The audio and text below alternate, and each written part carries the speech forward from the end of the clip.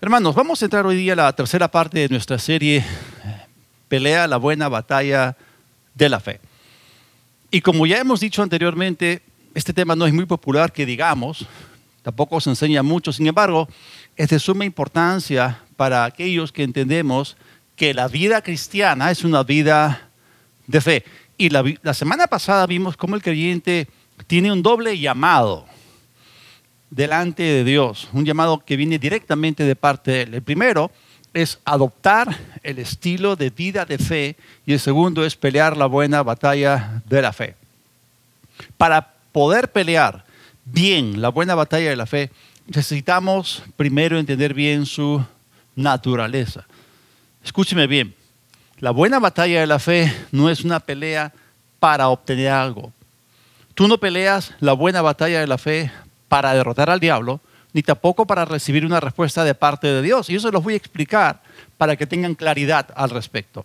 Así que vamos a volver a nuestro texto central o principal, que es 1 Timoteo 6, el versículo 12, donde se nos dice, pelea la buena batalla de la fe, echa mano de la vida eterna a la cual fuiste llamado y confesaste la buena confesión delante de muchos testigos.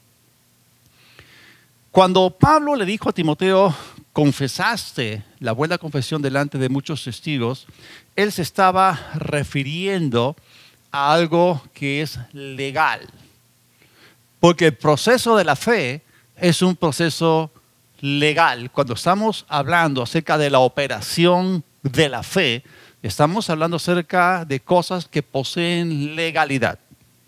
En otras palabras, hay momentos en los cuales es apropiado hacer cierto tipo de transacción delante de un número de testigos. Y algo semejante es lo que ocurrió cuando Abraham compró cierta propiedad a un hombre llamado Efrón, Eteo. Particularmente, ese lugar fue la cueva de Macpela, donde más adelante Sara fue sepultada, y sus contornos, sus alrededores. Y hubo allí una transacción que tomó lugar y fue hecha en presencia de múltiples testigos. Y podemos leer en la historia cómo él pronunció ciertas palabras en presencia de ellos. El mismo Efrón, Eteo, habló palabras en la presencia de dichos testigos. Así que esta fue una transacción legal. Así que volviendo a lo que Pablo le estaba diciendo a Timoteo, es que la batalla de la fe es algo que hacemos legalmente. Es un paso legal que nosotros tomamos de modo de poder apropiarnos de algo que ya nos pertenece legalmente como parte de nuestra herencia en Cristo. Por eso no estamos hablando de algo por lo cual hay que pelear para obtenerlo, sino más bien porque reconocemos que ya es nuestro. Y es algo por lo cual Jesús ya pagó. Y cuando Abraham tomó la cueva de Macpela y el campo a su alrededor de Efrón Eteo, él tuvo que pagar cierto dinero por ello. Así que esta fue una compra, fue una transacción comercial o legal. De la misma forma, Cristo compró tu salvación, por lo tanto, ya es nuestra legalmente. Y como hemos dicho anteriormente, es una salvación total o integral. Es una salvación tan grande que no hay nada que no lo abarque. No hay nada más que Él tiene que hacer para redimirte o recuperarte del control y dominio de las tinieblas. Así que tú has sido redimido de manera total y completa en espíritu, en alma y en cuerpo de la mano del enemigo. Ya fuiste comprado por el Señor mediante su sangre y tú le perteneces totalmente. Tú eres suyo al 100%. Ahora, en 1 Corintios, el capítulo 6, el apóstol Pablo le dijo a la iglesia en Corinto, ¿acaso no saben que son templo de Dios y que su espíritu mora en ustedes? ¿Acaso no saben que fueron comprados por precio? Hermanos, fuimos comprados por su sangre y fuimos sellados con su espíritu. Y todo eso es importante tenerlo presente para que podamos comprender el proceso de la fe y cómo es que opera la buena batalla de la fe. Así que la batalla de la fe no es una pelea para obtener o conseguir algo que no tienes. Es una pelea para mantener algo que ya te pertenece. Es así como tú te estableces vitalmente en la realidad de todo ello que Cristo Jesús compró para ti. Ahora, miremos lo que el apóstol Pablo nos dice en 2 de Timoteo 4:7. Esto es al final de su vida y él escribe estas palabras. Y él dijo lo siguiente: he peleado la buena batalla. Esto significa que él obedeció el llamado de Dios. Luego dijo: he acabado la carrera. Y miren esa frase: he guardado la fe. Y miren ustedes la conexión entre la primera y la última frase. En otras palabras, la batalla de la fe es una batalla para guardar o mantener algo que te pertenece. Y miren, a manera de ilustración, les estoy mostrando la tarjeta de propiedad de mi camioneta. Esto ahora es hecho de manera electrónica, yo la he impreso. Pero esta es la tarjeta de propiedad de la camioneta Nissan X-Trail que nos pertenece a mi esposa y a mí. Este es el título legal, pero no es el carro. Es el documento legal que hace posible que nosotros poseamos dicho vehículo. Así que si alguien robase la camioneta, yo lo podría rastrear porque tiene GPS y podría ir ahí junto con la policía y con ese documento yo puedo probar que es nuestro, que nos pertenece. Ahora, en este caso, yo no tengo que pelear para obtener el carro porque ya es mío. La tarjeta de propiedad confirma que es de mi legal posesión. Este papel me capacita para ejercer autoridad sobre aquello a lo cual el título de propiedad se refiere. Así que la batalla de la fe es la batalla para mantener lo que te pertenece legalmente, de modo que puedas disfrutarlo vitalmente. Vamos ahora a Hebreos, el capítulo 11, el versículo 1. Ahora bien, la fe es el título de propiedad de las cosas que se esperan, la puesta a prueba de las cosas que no se ven. Hemos visto aquí cómo la fe y la esperanza trabajan juntas. Hemos dicho sí que la fe le da sustancia a la esperanza. ¿Se acuerdan ustedes lo que era una esperanza? La esperanza, dijimos, es una expectativa de una cosa deseada o un resultado deseado. Es la visualización de una cosa deseada o de un resultado deseado. Pero aquí se nos dice que la fe es el título de propiedad de las cosas que se esperan, la puesta a prueba de las cosas que no se ven. Y esto significa que ella establece legalmente que algo es tuyo y que por efecto te lo trae a ti para que tú lo disfrutes vitalmente. Entonces, la fe nos da certeza de realidades que no vemos. Esto significa que cuando estás operando dentro del proceso de la fe, aquello que has visualizado inicialmente se vuelve pero tan real dentro de ti, se vuelve muy real para ti, inclusive si todavía no ha llegado a ti. Y les voy a contar una historia, porque hace años, cuando estaba aún en la universidad, tenía poco tiempo en Cristo y en las cosas de Dios, pero me puse a estudiar acerca de la fe y qué tremenda revelación que recibí. Y un día en la mañana se me soltó el estómago y fui varias veces al baño. Pero en ese momento yo tomé una decisión de aplicar lo que había aprendido. En ese momento decidí creerle a Dios. Y allí creí que por las llagas de Cristo yo ya había sido sanado. Así que me declaré a mí mismo sano. Ya eran las 7:30 de la mañana y tenía que irme a clases. Y fue allí que el diablo comenzó a bombardear mi mente y a decirme que llevase a la universidad un rollo de papel higiénico, porque yo iba a seguir yendo al baño, iba a seguir con el estómago flojo. Pero fue allí, hermanos, que yo peleé la buena batalla de la fe y le dije: no, de ninguna manera, esto es algo no negociable, yo soy sano, yo no voy a hacer lo que tú me dices, yo creo lo que Dios me dijo y voy a actuar como lo que soy, como una persona sana. Hermanos, en ese momento la sanidad era tan real para mí dentro que yo no tenía que pelear por ella, para mí era una realidad. Así que al llegar a clases no tuve ningún problema estomacal y tampoco tuve que ir al baño. ¿Por qué? Porque fue primero una realidad interna y luego esta realidad espiritual se manifestó en mi cuerpo, en lo físico. Y eso es lo que la fe hace por ti. La esperanza es lo que da inicio al proceso de la fe cuando tú visualizas algo que deseas. Y hermano, tú tienes en tu espíritu la habilidad de ver cosas que no son visibles al ojo natural. Hebreos 11 es un capítulo que sigue hablando acerca de la fe y menciona a Abraham. mirando con el ojo de la fe la ciudad celestial, cuyo arquitecto y constructor es Dios. Así que después de que él salió de Mesopotamia, después que él dejó Ur de los Caldeos, después que él dejó Harán, él nunca más moró en ciudades. Y sin embargo, él vivió deseando una ciudad. Y ese capítulo de Hebreos 11 nos dice que él fue capaz de verla, fue capaz de visualizar esta ciudad por la fe. Así que la realidad de ella fue creciendo más y más dentro de él, porque eso es lo que la fe es. La fe es una certeza, la fe es una convicción. Y eso se vuelve tan real dentro de ti que tú sabes, que tú sabes, que tú sabes, que tú lo tienes, así no lo veas, así no lo sientas. Por eso, una cosa es pelear para obtener algo que no tienes, y otra cosa es pararte firme por lo que ya es tuyo. Y eso es lo que esos hombres de fe en Hebreos 11 hicieron. Como dije, estas cosas deben primero ser reales dentro de ti antes que puedan manifestarse en tu exterior.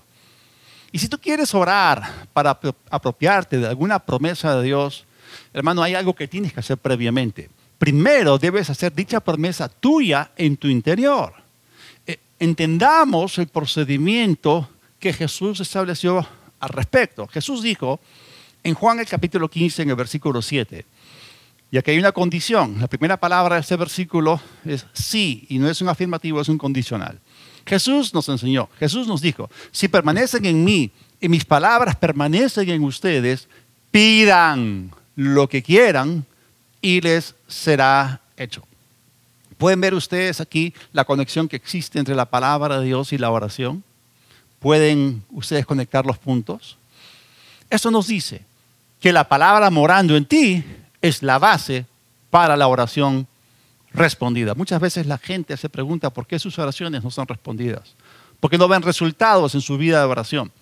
Es que no han basado su oración sobre lo que la palabra de Dios dice. Así que para que tú puedas hacer esta clase de oración en serio, de todo corazón, en fe, necesitas primero haber pasado tiempo meditando en la palabra hasta que ella forme parte de ti, hasta que ella pase a formar parte de ti. Porque la palabra debe ser internalizada antes que la oración se externalice, antes que sea vocalizada.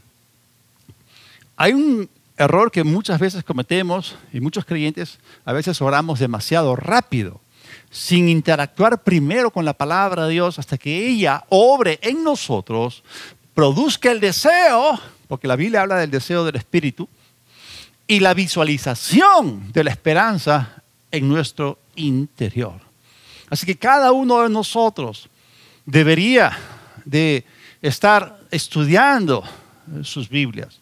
Deberíamos estar subrayándolas, marcándolas, escudriñándolas continuamente. Deberíamos de alimentarnos continuamente de la palabra de Dios. Y eso es lo que va a lograr, como Jesús dijo, que sus palabras permanezcan en nosotros. Y esta es una condición muy importante, pero es pasada por alto. Así que cumplir esto hará que nuestra vida de oración se vuelva efectiva. La palabra es primero. Así que, hermano, pasa tiempo en tu Biblia. Persigue, busca con todo tu corazón el conocimiento de Dios. Aplica tu corazón a la enseñanza, tus oídos a las palabras de sabiduría, hasta el punto en que tu voluntad y tus deseos se pongan en perfecta línea con la voluntad y deseos de Dios. De eso se trata, es un proceso de alineación. Entonces, así te asegurarás de no pedir algo que no sea su voluntad. Y tú averiguas la voluntad de Dios en la palabra de Dios. ¿Por qué? Porque la palabra de Dios es la voluntad de Dios. La voluntad de Dios es la palabra de Dios. Mucha gente está confusa con respecto a la voluntad de Dios. No saben cuál es la voluntad de Dios. Ellos dicen, si yo conociese la voluntad de Dios, entonces la ejecutaría. Pero no hay que pensar mucho. La palabra de Dios es la voluntad expresa de Dios. Así que volviendo a esto que hemos visto en Juan 15:7, cuando oras una promesa de Dios en serio, tú recibes el título de propiedad de tu deseo. Por supuesto que Satanás hará todo lo posible para sacarte de tu título de propiedad y tratará de que sueltes aquello que tienes en la mano. Por eso, como decíamos la semana pasada, no sueltes la cuerda, no sueltes tu fe ni tu confianza. Aférrate al título de tu esperanza Y cuando el proceso se complete, tendrás la respuesta. Una de las cosas que utiliza el enemigo para interrumpir el proceso de la fe es la duda. Y acerca de esto Jesús nos enseñó en Marcos 11:23. Este versículo es sumamente importante. Dentro de un escenario específico, Jesús, como ya hemos dicho anteriormente, aprovechó la situación para convertirla en una sesión didáctica y Jesús les enseñó cómo es que la fe funcionaba, la clase de fe que Dios tiene, la fe de Dios. Y aquí en el versículo 23, Él dijo, de cierto les digo que cualquiera, y esa palabra es abierta en el sentido de que te incluye a ti, me incluye a mí, incluye a todas las personas que cumplan con las condiciones estipuladas. De cierto les digo, Jesús estaba hablando la verdad, que cualquiera que diga, esta es la primera condición, que diga a este monte, quítate y arrójate al mar, y que no dude en su corazón, sino que crea que lo que está hablando sucede, le será hecho, ocurrirá, acontecerá o sucederá. ¿Ven ustedes los verbos? ¿Son capaces ustedes de identificar los verbos en este pasaje? Aquí se habla acerca del creer, se habla acerca del hablar, pero también se habla acerca del dudar. Y el diablo viene directamente en contra de tu mente, buscando de esa manera tener acceso a tu corazón o espíritu. Y la manera en que él hace esto es mediante la duda. Y quiero decirte algo, porque la duda en la mente no bloqueará tu fe, porque la fe es del corazón, pero sí lo hará la duda en el corazón. Esto significa que tú puedes tener dudas viniendo en contra de tu mente, atacando tu mente, y si por supuesto tú no quieres que permanezcan allí, tú tienes que aprender a tratar con ellas y cómo echarlas fuera.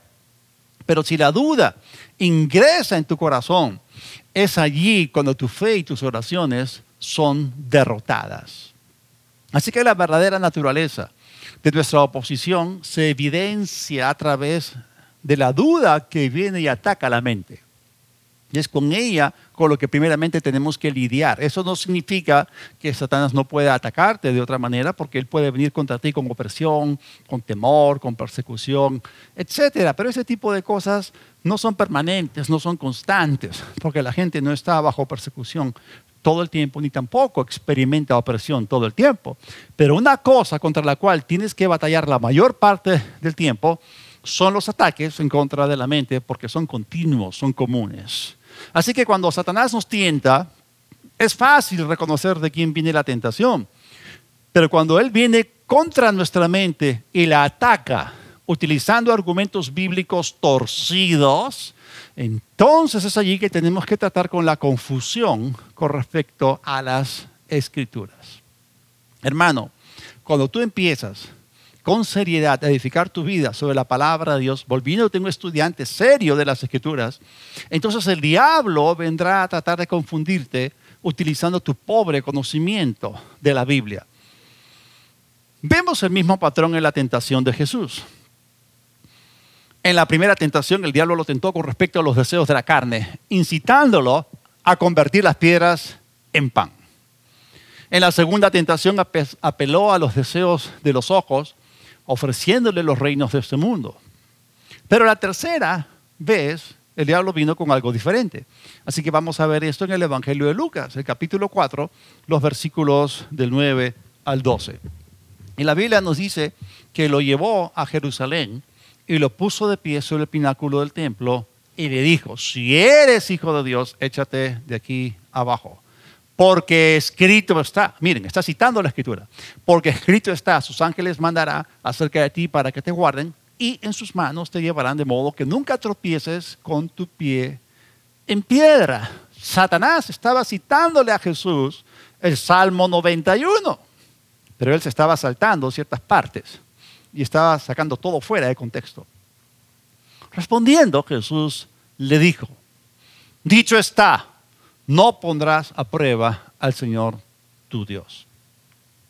Jesús, las dos primeras veces, había usado la Escritura para resistir al diablo, Pero la tercera tentación vino acompañada de una mala interpretación de las Escrituras. Y esto describe exactamente cómo es que Satanás también opera. Cuando el diablo te tienta con respecto a los deseos de la carne, definitivamente no tratará de confundirte con respecto a las Escrituras. Simplemente apelará a tus sentidos para que tu enfoque esté puesto totalmente fuera de la palabra y completamente en aquello que tu carne desea hacer. Pero cuando tú empiezas a crecer en el conocimiento de la Biblia, Satanás va a cambiar su estrategia y empezará a atacarte mediante una mala interpretación de las Escrituras. Y vemos aquí cómo fue esto lo que utilizó en contra de Jesús. Así que Satanás busca que tú confieses debilidad y fracaso. Vamos a Romanos, el capítulo 10, el versículo 9. Aquí hay un principio sumamente importante que es parte de la vida de fe, del proceso de la fe y de pelear la buena batalla de la fe. Dice aquí que si confiesas con tu boca, otra vez tenemos una condición, si confiesas con tu boca. Tenemos aquí un par de verbos. Si confiesas con tu boca que Jesús es el Señor, y si, esta es la segunda condición, si crees en tu corazón que Dios lo levantó de entre los muertos, entonces el resultado, ¿cuál es? Serás salvo. Los dos verbos son muy importantes y aparecen a lo largo de las Escrituras. No solamente en las epístolas, en el Nuevo Testamento, también aparecen en el Antiguo Testamento. El creer y el confesar. Estos son los dos verbos. El creer y el confesar obran para lo positivo en este ejemplo, en esta aplicación de la ley de la fe. Y esta es la manera en la cual tú y yo llegamos a ser salvos. Pero, escúchame bien, hermano, esto también puede operar en lo negativo. Porque cualquier ley o principio espiritual que tiene una aplicación positiva también puede tener una aplicación en lo negativo. Así que si tú aplicas algo en lo positivo, también lo puedes aplicar en lo negativo. Por eso, el creer y el confesar también pueden funcionar en lo negativo. Y hay mucha gente que hace esto de manera continua y no se dan cuenta. Acá hay un contraste. Y vamos a ver este marcado contraste en el libro de Números. Esta historia que estamos a punto de relatar tiene que ver con los 12 espías que Moisés envió algún tiempo después que Israel cruzó el Mar Rojo. Así que cuando llegó el tiempo de tomar posesión de la tierra de Canaán, estos espías eran líderes, eran principales en sus tribus, fueron enviados para comprobar que dicha tierra era buena y para ver la forma de entrar y poseerla. Escúcheme bien, ellos no fueron enviados para ver si podían tomarla o no, sino para ver cómo podían poseerla. Así que vamos a la historia. Números 13, versículos 25 al 33. Al cabo de 40 días, volvieron de explorar la tierra. Fueron exploradores, fueron espías. Entonces, fueron y se presentaron a Moisés, a Aarón y a toda la congregación de los hijos de Israel en el desierto de Parán, en Cades, y dieron informes o reportes a ellos y a toda la congregación. Y también les mostraron el fruto de la tierra. Y le contaron diciendo, nosotros llegamos a la tierra a la cual nos enviaste, la cual ciertamente fluye leche y miel, y este es el fruto de ella. Hermanos, y ellos trajeron higos, granadas, uvas enormes. Era un fruto inmenso, era de primera calidad. Y así que esta fue una evidencia innegable, la cual fue mostrada al pueblo. Y el propósito de mostrarles el fruto de la tierra era señalar que, siendo una tierra tan deseable, tendrían que pelear para poseerla, porque era una tierra codiciable y había gente habitándola. Ahora, continuemos leyendo lo que ellos dijeron. Versículo 28. Solo que el pueblo que habita aquella tierra es fuerte, sus ciudades están fortificadas y son muy grandes. También vimos allí a los descendientes o a los hijos de Anac. Amalek habita en la tierra del Negev, y en la región montañosa están los heteos, los jebuseos y los amorreos. Los cananeos habitan junto al mar y en la ribera del Jordán. Entonces Caleb hizo callar al pueblo delante de Moisés y dijo, ciertamente subamos y tomémosla en posesión, pues nosotros podremos más que ellos. Pero los hombres que fueron con él dijeron, no podremos subir contra aquel pueblo, porque es más fuerte que nosotros. Y comenzaron a desacreditar la tierra que habían explorado, diciendo ante los hijos de Israel, la tierra que fuimos a explorar es tierra que traga a sus habitantes o a sus moradores. Todo el pueblo que vimos en ella son hombres de gran estatura. También vimos allí gigantes, hijos de Anac, raza de gigantes, y nosotros a nuestros propios ojos parecíamos langostas, y así parecíamos a sus ojos. Aquí leemos, hermanos, cómo ellos fueron muy negativos con respecto a lo que habían presenciado. Pero Josué y Caleb tuvieron una actitud completamente opuesta, porque ellos contradijeron dicho reporte o informe negativo. Aquí vemos una división en este grupo de espías o exploradores. La división fue de la mayoría, esto es los 10 negativos, y la minoría, estos 2 hombres que trajeron un reporte positivo o de fe. Saltemos al capítulo 14. Los versículos del 6 al 10. Entonces, Josué, hijo de Nun, y Caleb, hijo de Jefone, que estaban entre los que habían ido a explorar la tierra, rompieron o rasgaron sus vestiduras, esto es en señal de indignación, y hablaron a toda la congregación de los hijos de Israel diciendo, la tierra por donde pasamos para explorarla, y miren, acá la están calificando, es buena en gran manera. Y si el Señor se agrada de nosotros, y obviamente Dios había estado detrás de todo el proyecto de conquista, si el Señor se agrada de nosotros, nos introducirá en esa tierra. Él nos entregará la tierra que fluye leche y miel. Solo que no se rebelen contra el Señor, ni teman al pueblo de esa tierra, porque serán para nosotros pan comido. Su protección se ha apartado de ellos, mientras que con nosotros está el Señor. No les teman. Acá vemos que ellos están hablando fe. Ellos decidieron creer, ellos rehusaron temer. Y cuando tú te cedes al temor, en realidad no estás siendo humilde, sino más bien te estás rebelando en contra de Dios. Miremos el versículo 10. Entonces, al escucharlos hablar, escuchen, miren lo que pasó. Toda la congregación habló de apedrearlos. O sea, no de apedrear a los 10 negativos e incrédulos, sino de apedrear a esos 2 hombres de fe.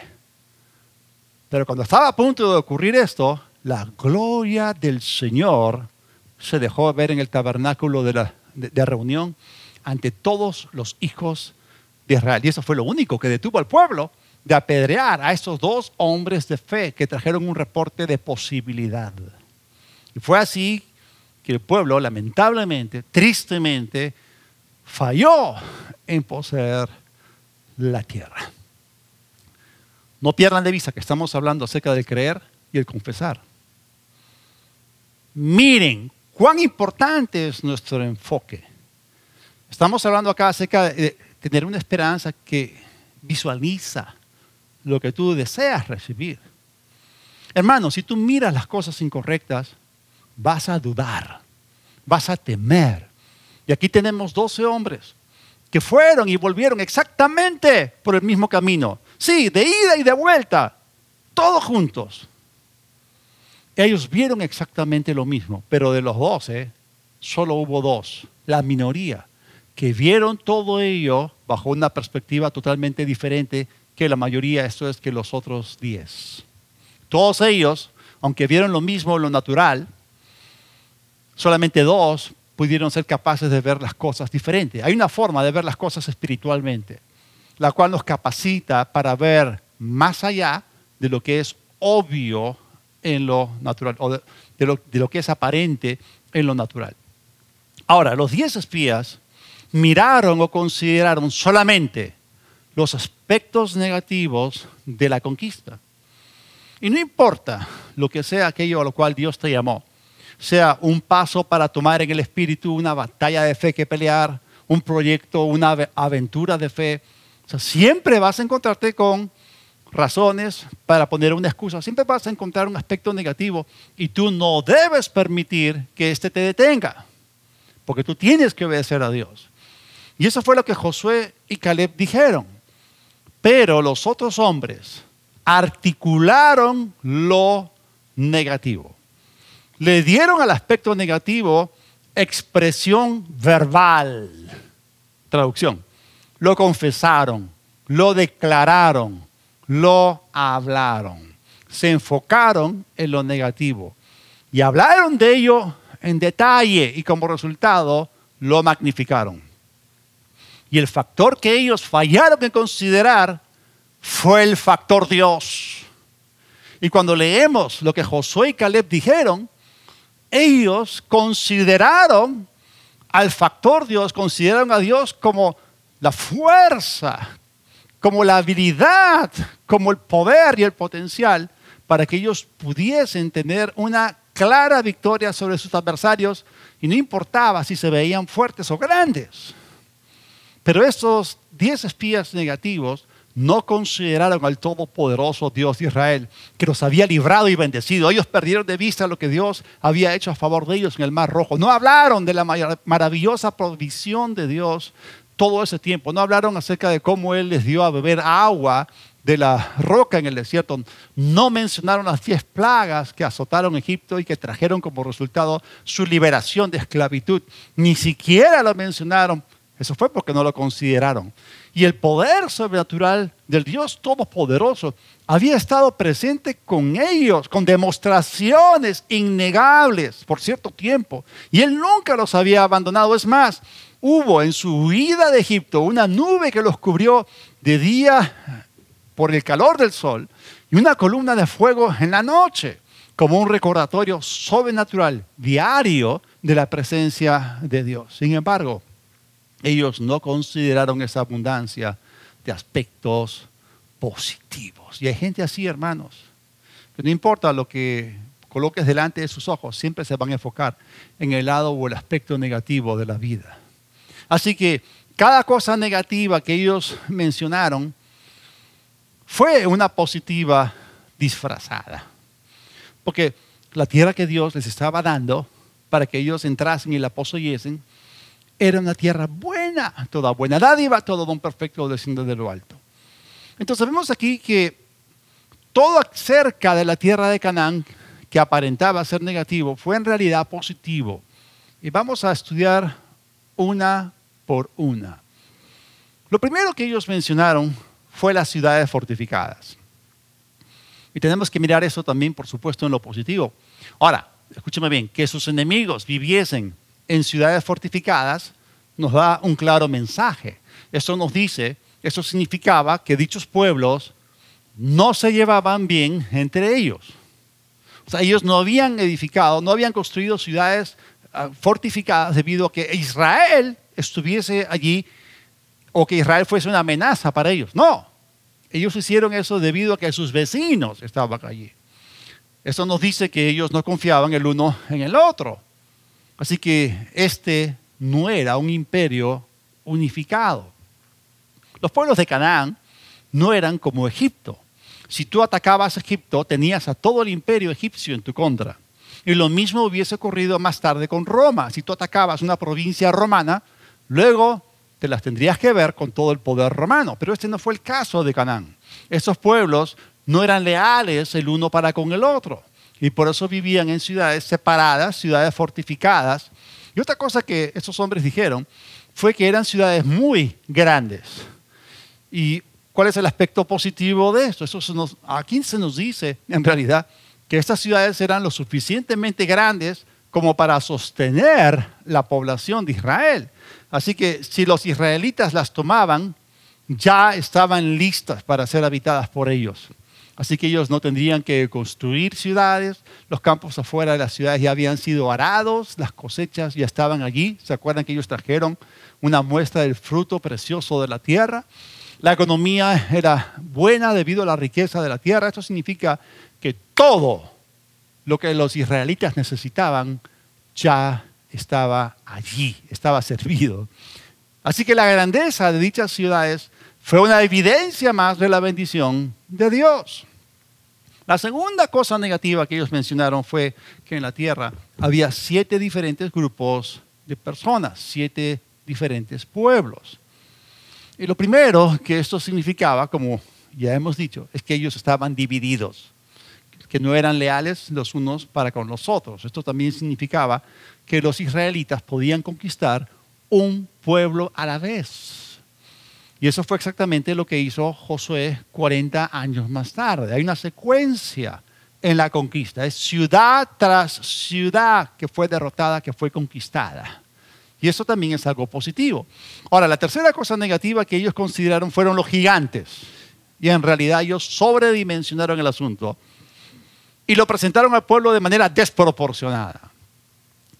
Porque cuando leemos en otros pasajes paralelos acerca de este asunto, se menciona que había allí solo 3 gigantes en Hebrón. Y esa idea de que cada habitante de toda la tierra de Canaán era un gigante no es cierta. Porque si cada habitante de la tierra era un gigante, entonces los 12 espías, siendo entre comillas enanos con respecto a los gigantes, no hubiesen podido moverse libremente en la tierra durante 40 días, ¿no? Si esos gigantes veían a los enanos, los hubiesen reconocido y los hubiesen capturado de inmediato. Pero ese no fue el caso. Hubo 3 gigantes en Hebrón que fueron mencionados y otros gigantes en otros lugares. Pero la tierra de Canaán no estaba completamente habitada por gigantes. Así que esa también era una tremenda oportunidad para los israelitas, porque si mataban a aquellos pocos gigantes, habrían infundido temor al resto de la población. La cuarta cosa negativa que dijeron sobre la tierra que Dios les estaba dando es que ella tragaba a sus habitantes o tragaba a sus moradores. Tenemos que entender lo que estaba ocurriendo aquí con respecto a la baja moral de estos pueblos, paganos, idólatras. Ellos cometían toda clase de abominaciones. Así que la terrible pecaminosidad, maldad e iniquidad de sus pueblos estaba teniendo consecuencias en sus cuerpos físicos. Estaban muriendo por causa de múltiples enfermedades. Había plagas inclusive entre ellos. El pecado de ellos había contaminado la tierra y la Escritura nos dice que la tierra estaba vomitando a sus moradores por tanta maldad. Así que si miramos el cuadro completo, podemos contemplar que cada cosa que los israelitas necesitaban para tomar la tierra, cada elemento necesario para poder obedecer el mandato de Dios de ir y poseerla, estaba allí disponible para ellos. Y hermanos, quiero que vean la lección que podemos aprender de todo esto. Cuando tú caminas en fe, vas a recibir la respuesta que deseas. Pero cuando andas en temor y en incredulidad, vas a recibir lo que temes. Porque la fe es el temor invertido, es la fe del diablo. Así que ambos grupos de espías, los 10, la mayoría, y los otros 2, la minoría, obtuvieron o recibieron lo que ellos creyeron en su corazón y confesaron con su boca. Esto lo vemos claramente y aquí está establecido este contraste. Eso funcionó en ambos lados, tanto en el aspecto negativo como en el positivo. Ahora, piensen un poco.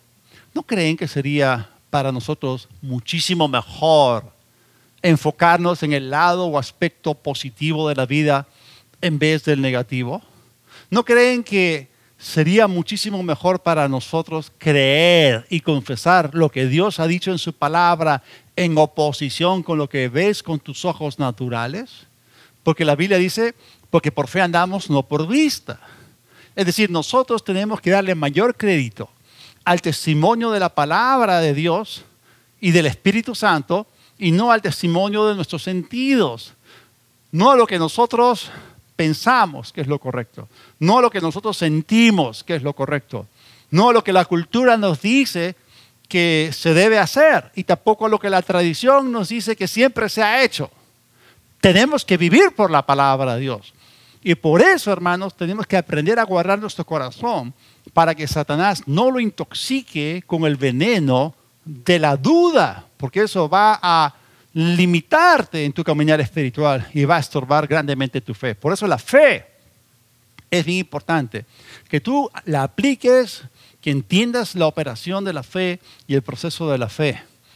Sin embargo, la duda, más que otra cosa, bloqueará o interrumpirá el proceso de la fe. Gracias a Dios que el estudio de la palabra de Dios produce en nosotros fuertes convicciones. Y hermanos, dicha certeza no es autoinducida ni producida por nosotros mismos, nosotros no podemos hacerlo, sino que proviene directamente de la persuasión que la palabra misma produce en nosotros cuando dejamos que obre en nuestras vidas. Así que hermanos, los dejo con esto. Podemos creer y no dudar. Podemos decidir creer y rehusar dudar. Tú y yo cumplimos con todas las condiciones para obedecer el llamado de Dios, de pelear la buena batalla de la fe y echar mano de la vida eterna, de todo aquello que nos pertenece, de todo aquello que comprende la vida abundante que Jesús vino a traernos. Gracias a Dios por eso. La pelota está en nuestra cancha. Nos toca a nosotros obedecer. Oremos. Padre, gracias y gloria te damos, porque nos has dado las herramientas para poder caminar en la vida abundante que tú has diseñado para cada uno de nosotros que estamos en Cristo. Tú nos has llamado a reinar en vida como reyes por Jesucristo, a ser cabeza y no cola, a estar encima y no debajo. Señor, no hay excusa.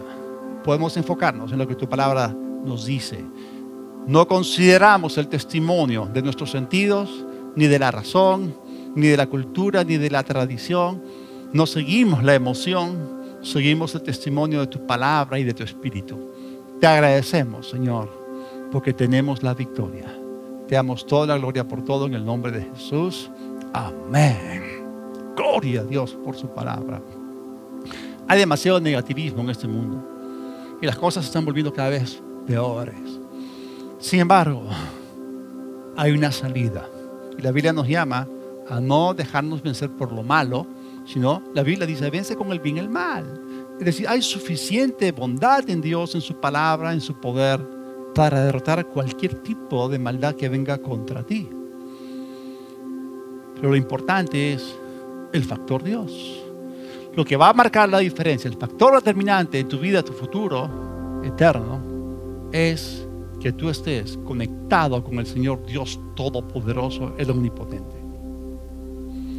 Y gracias a Dios que Él ha hecho una vía, nos ha dado a nosotros una forma de reconectarnos con Él, esta gran reconexión con el Creador a través del Salvador Jesucristo, que Él es el mediador entre Dios y los hombres, y Él ya fue a la cruz, te amó, derramó su sangre por ti para quitar todos tus pecados, para colocar dentro de ti su Espíritu Santo, una nueva vida.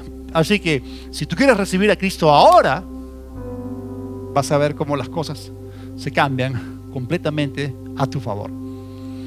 Allí donde estás, cierra tus ojos, inclina tu rostro, repite conmigo esta oración en voz alta, de todo corazón. Dios del cielo, hoy reconozco que necesito de ti y me arrepiento de mis pecados. He pecado contra ti, pero Jesús, invoco tu nombre, te confieso como mi Señor y creo en mi corazón que Dios te resucitó. Yo recibo hoy perdón de pecados y el regalo de la justificación y de la vida eterna por la fe en ti, en el nombre de Jesús. Amén. Gloria a Dios, porque ahora ya estás encaminado para vivir la vida de fe, para pelear la buena batalla de la fe y apropiarte de todo aquello que Jesús compró para ti. Que Dios los bendiga.